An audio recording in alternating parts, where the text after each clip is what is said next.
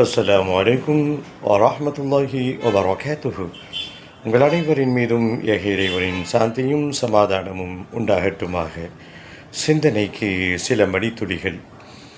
தினமும் ஓர் இறைவசனம், சரியான முறைப்படுத்தப்பட்ட அரபி உச்சரிப்புகளுடன் அதனுடைய மொழிபெயர்ப்பையும் சேர்த்து 2 நிமிடங்களில் ஒரு கலவையாக உங்கள் சிந்தனைக்கும் உங்கள் பார்வைக்கும் நீங்கள் எடுத்து செயல்படுத்துவதற்கான ஒரு இனிய தொடர் இறையருளால் இனிதை நடைபெற்று கொண்டிருக்கிறது.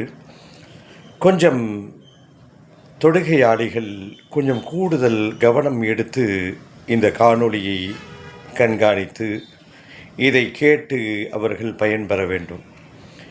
ஏன் தொடுகையாளி என்று பிரிக்கிறேன் என்று சொன்னால், முஸ்லிம் சமூகத்தில் 2 வகையினர் இருக்கிறார்கள்.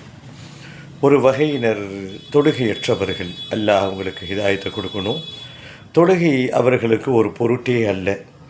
தொழுகணும் என்ற சிந்தனை இல்லாமல், தொழுகை நம் மீது கடமை என்ற உணர்வு இல்லாமல், தொழாத பட்சத்திலே நமக்கு தண்டனை உண்டு என்ற பயமும் இல்லாமல், தொழுதால் பரிசுகள் உண்டு, சுவனபதிகள் உண்டு என்ற சிந்தனையும் ஆர்வமும் இல்லாமல், ஒரு பொடுபோக்காக ஒரு அலட்சியமாக இருப்பதை பார்க்கிறோம். இவர்களுக்கு நாம் பெருசாக ஒன்றும் சொல்ல முடியாது. அல்லாஹ் அவங்களுக்கு கண்ணியத்தை இதாயத்தை கொடுக்கணும். தொடுகையாளிகள் தங்களுடைய நடத்தையிலும் தங்களுடைய பண்புகளிலும், குறிப்பாக தொடுகையிலே ஓதுகின்ற அந்த சூறாக்கள் விஷயத்தில் மிகுந்த சிரத்தை எடுத்துக்கொண்டு தங்கள் சூறாவை சரி செய்து கொள்ள வேண்டும். ஒரு 40 வருஷம் தொழுகிறோம். அந்த தொழுகையில் நாம் இது போன்ற குறைபாடோடு தொழுதால் எவ்வளவு பெரிய நஷ்டவாளிகளாக நாம் மாறுகிறோம். ஆகையால் இந்த விஷயத்தில் தொழுகையாளிகள் அரபி உச்சரிக்கின்ற விதத்திலே அவர்கள் கூடுதல் கவனம் செலுத்த வேண்டும்.